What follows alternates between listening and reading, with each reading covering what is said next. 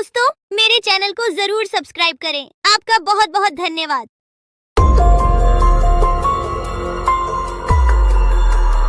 बहुत साल पहले की बात है।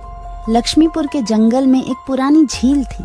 वहाँ दिन में तो कोई घटना नहीं होती, पर थोड़ा सा भी अंधेरा छाते ही वह झील एक खूनी झील बन जाती।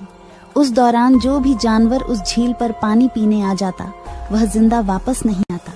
कहाँ जाता, आज तक किसी को उसका पता नहीं चला था। यही वजह थी कि जंगल के सारे जानवरों ने, यहाँ तक कि जंगल की राजा शेर ने भी उस झील को खूनी झील घोषित कर दिया था। अब पूरे जंगल में कोई भी शाम को उस झील की तरफ जाने की हिम्मत नहीं करता था।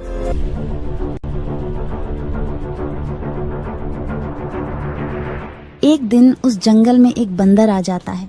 उसकी और खरगोश की मुलाकात होती है। अरे बंदर भाई, कौन हो तुम? पहले तो तुम्हें इस जंगल में कभी नहीं देखा। खरगोश भाई, आज तक मैं शहर में इंसानों के बीच चिड़ियाघर में था। किसी तरह आजाद होकर आया हूँ। क्या इस जंगल में मेरे रहने के लिए कोई जगह है? हाँ बंदर भाई, ये हम जैसे जानवरों का घर है, इंसानों का चिड़ियाघर नहीं। आओ, मैं तुम्हें पूरी जंगल की सैर करवाता हूँ, सारी जगह के बारे में बताता हूँ। जो जगह पसंद आए वहीं टिक जाना। और खरगोश बंदर को पूरा जंगल घुमाता है। हाथी, जिराफ जैसे कई जानवरों के रहने की जगह ही नहीं, वहाँ के राजा शेर की भी गुफा दिखाता है, पर उस खूनी झील के बारे में ना बताता है और ना उसे वह दिखाने ले जाता है। बंदर वहीं बरगद के एक बड़े से पेड़ को अपने रहने के लिए पसंद कर लेता है। वहाँ रहते हुए अभी उसे 2 दिन ही गुजरते हैं कि तीसरे दिन शाम को घूमता हुआ वह उसी खूनी झील के पास पहुँच जाता है। अरे वाह, कितने सुंदर झील है। जी तो करता है ठंडे ठंडे पानी में कूद कर नहा लूं, लेकिन सर्दी होने का डर है।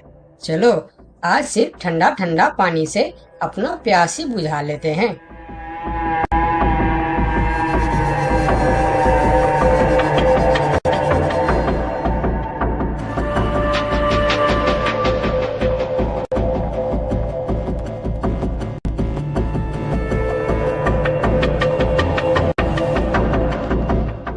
अरे बंदर भाई, तुम इतने डरे हुए क्यों हो? कहाँ से आ रहे हो? झील में पानी पीने गया था और जिंदा वापस आ गए। क्या मतलब? तुम्हें पता नहीं? वह इस जंगल की खूनी झील है।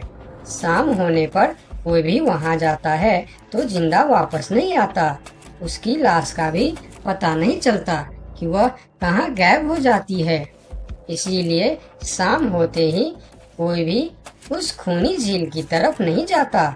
ये हमारे राजा का आदेश भी है। कमाल है, मुझे तो पता ही नहीं। कैसे पता नहीं?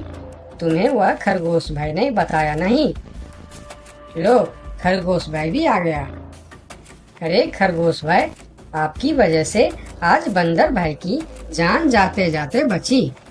मेरी वजह से?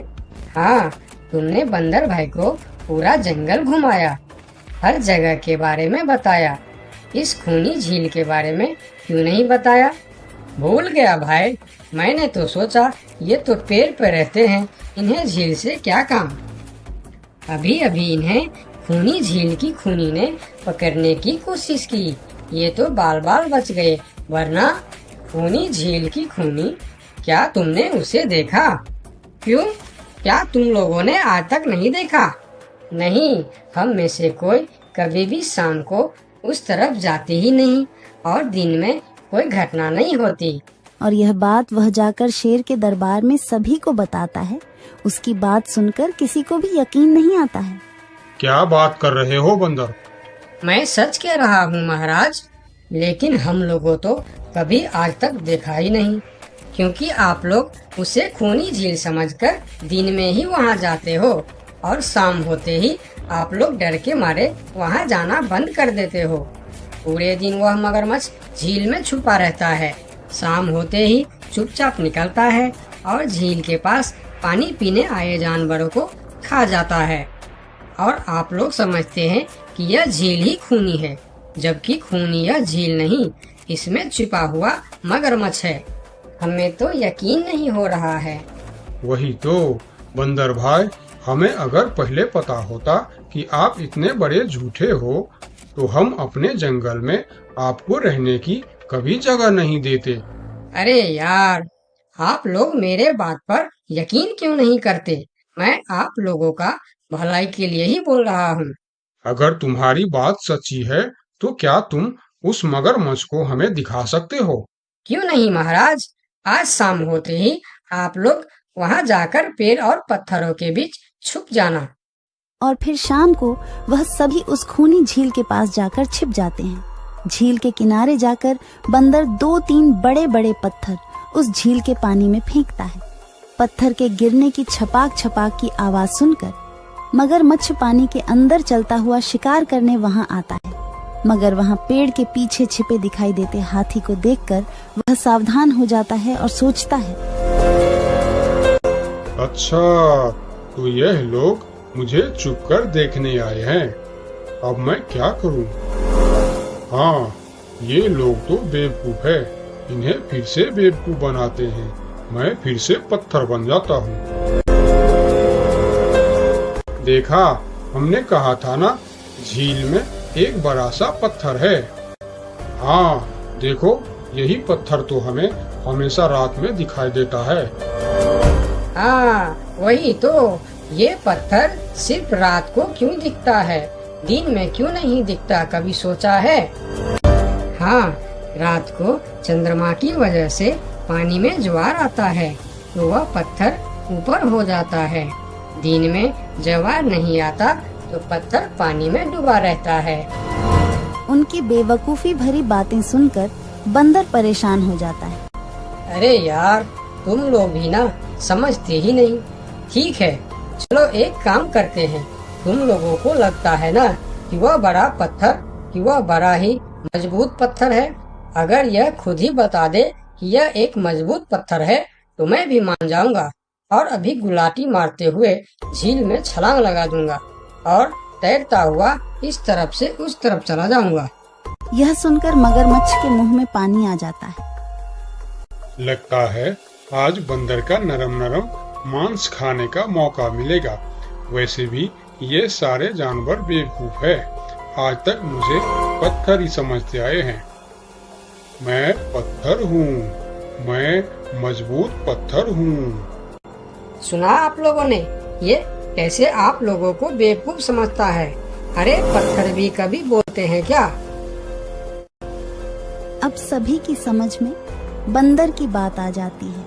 रात भर सभी शेर राजा की गुफा में मीटिंग करते हैं। बंदर सही कह रहा था। यह मगरमच्छ जरूर कहीं दूसरे जगह से हमारे जंगल में आ गया है। लेकिन अब क्या करे? अगर धरती पर होता तो मैं उसे धूल चटा देता था, लेकिन पानी में हमारा शक्ति कम हो जाती है। तो क्या इससे हमें कभी छुटकारा नहीं मिलेगा महाराज? मेरे ख्याल से तो नहीं। मिलेगा महाराज। ये पानी में भी रहेगा, हमें देखेगा भी, मगर वह कुछ कर नहीं पाएगा। ये कैसे हो सकता है? हो सकता है हाथी भाई। बस आप लोग मुझे 2 बड़े बड़े रस्सी दे दो। रस्सी का क्या करोगे? मैं शहर के चिड़ियाखाना में था तो एक एक तरीका सीखा है जानवरों पर कब्जा करने की। हम इस पर कब्जा कर लेंगे। और बंदर को 2 बड़ी बड़ी रस्सी लाकर दी जाती है। फिर बंदर उन सभी के साथ रस्सी लेकर उस खूनी झील पर पहुंचता है।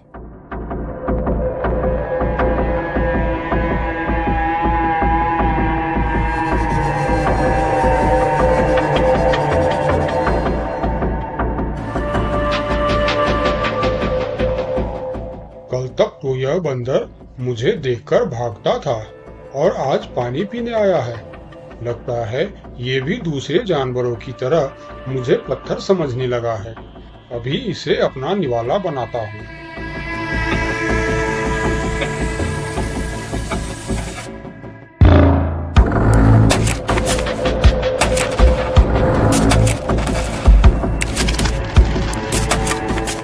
अरे, ये तो भाग भी नहीं पा रहा है।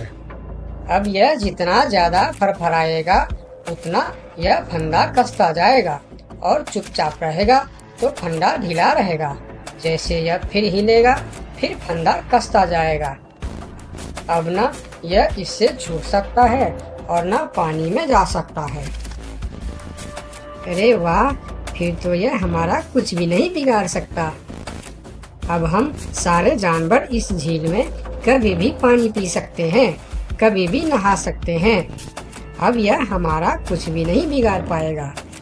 अरे वाह बंदर भाई, मान गए। आपने तो हमारी समस्या ही खत्म कर दी, वरना रात भर हमें प्यास ही रहना पड़ता था कि हमें झील में पानी पीने गया और झील ने हमें खा लिया। तो आज हमें एक बात समझ में आई है कि किसी भी अफवाह के चक्कर में हमें अपनी जगह छोड़कर नहीं जाना चाहिए, बल्कि उस अफवाह का समाधान क्या है वह खोजना चाहिए, क्योंकि कोई भी जगह खूनी नहीं होती, उस जगह पर रहने वाला खूनी होता है।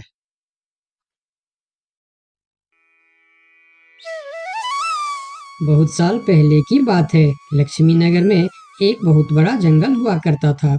उस जंगल में शेर खान नाम का एक शेर रहता था। वह जंगल का राजा था। उसके शासनकाल में जंगल के सभी जानवर सुखी और शांति से रहते थे।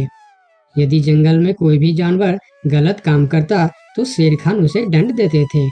वह कमजोर जानवरों की रक्षा भी करते थे। एक दिन शेर खान अपने गुफा के सामने बैठे थे। तभी उसका दोस्त भालू उसके पास आया। फिर दोनों दोस्त मिलकर जंगल और जंगल के जानवरों के बारे में आलोचना करने लगे।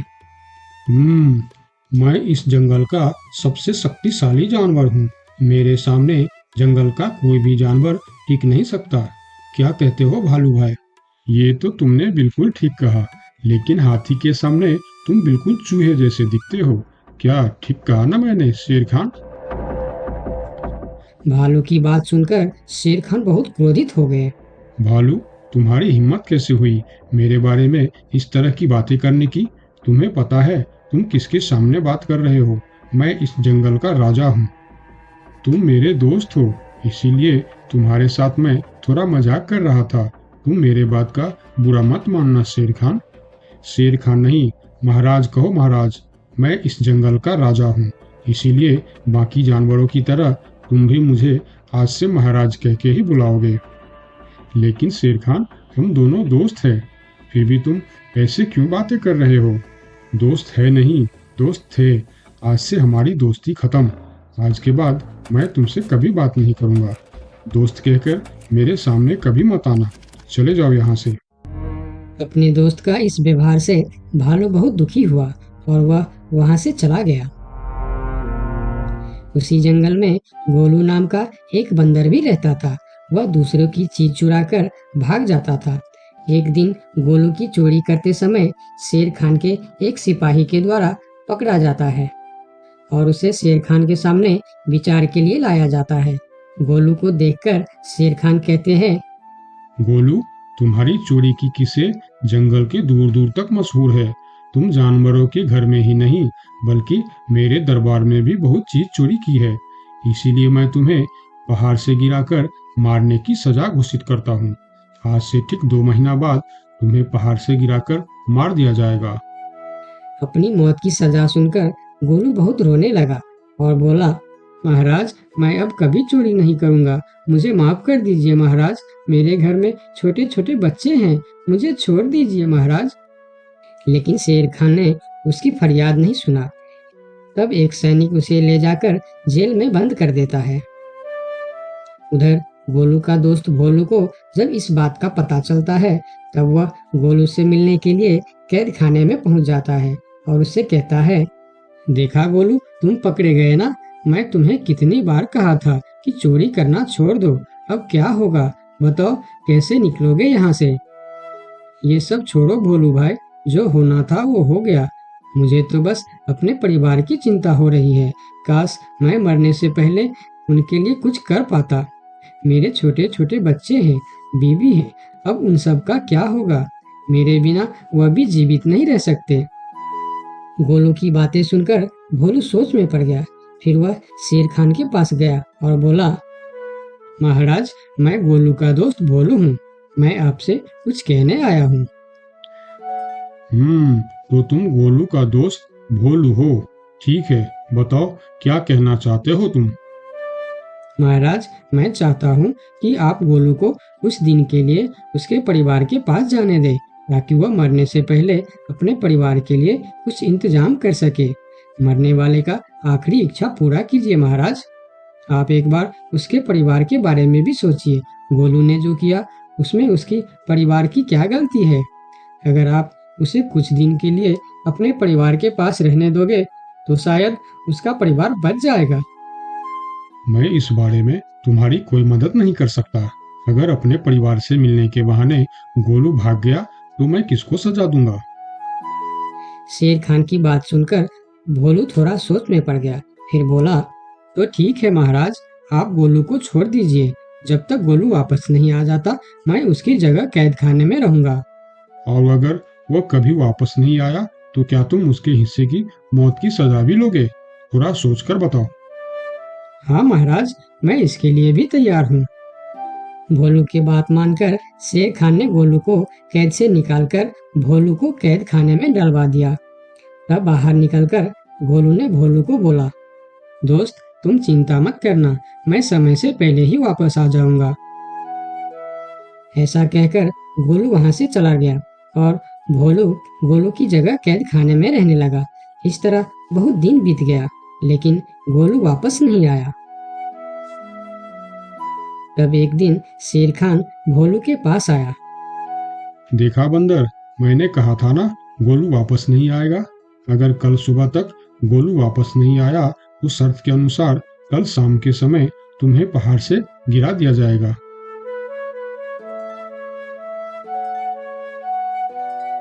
अगले दिन भी जब गोलू वापस नहीं आया तब शेर खान और उनके सैनिक भोलू को लेकर पहाड़ के किनारे पर गए। फिर भोलू को खाई के किनारे खड़ा करके शेर खान ने कहा, देखा ना मूर्ख बंदर, तुम्हारे दोस्त तुमको धोखा देकर चला गया। अब तुम मरने के लिए तैयार हो जाओ। लेकिन इस बार भी गोलू नहीं डरा और बोला, कोई बात नहीं महाराज, मैं अपने दोस्त के लिए मरने के लिए भी तैयार हूँ। मैं यह जानकर बहुत खुश हूँ कि मेरा दोस्त अपने परिवार के साथ खुश है। मेरे आगे पीछे और कोई नहीं है, मैं तैयार हूँ महाराज। शेर खान और भोलू के बीच बातचीत चल ही रही थी कि तभी थोड़ी दूर पर गोलू उनके और आता हुआ दिखाई दिया। फिर पास आकर उसने बोला, तुम्हें ऐसा करने की कोई जरूरत नहीं है दोस्त। तुमने मेरे लिए जो किया उसके लिए तुम्हारा बहुत बहुत शुक्रिया। अब मैं अपनी सजा पूरी करने के लिए तैयार हूँ। महाराज छोड़ दीजिए मेरे दोस्त को। गोलू, तुम्हें वापस आने की क्या जरूरत थी? मैं यह सजा ले लेता था।